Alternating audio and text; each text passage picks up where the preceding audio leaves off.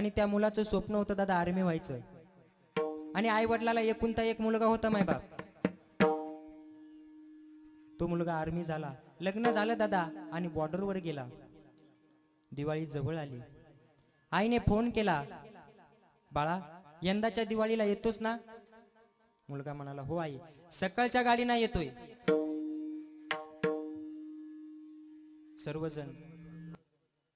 सर्वजण सकाळच्या गाडीची वाट पाहत बसले दादा. सकाळची गाडी आली माय बाप.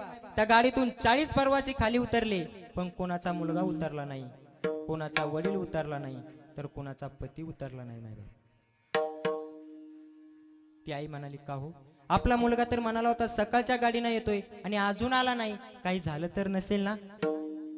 तो मुलगा त्या आईला, तो वडील त्या आईला म्हणतो, अगं वेडे, लांब आहे ना, येईल दुपारच्या गाडीनं येईल. आणि माय बाप, खेड्यात 3च टाइम गाड्या येतात, सकाळ, दुपार आणि संध्याकाळ.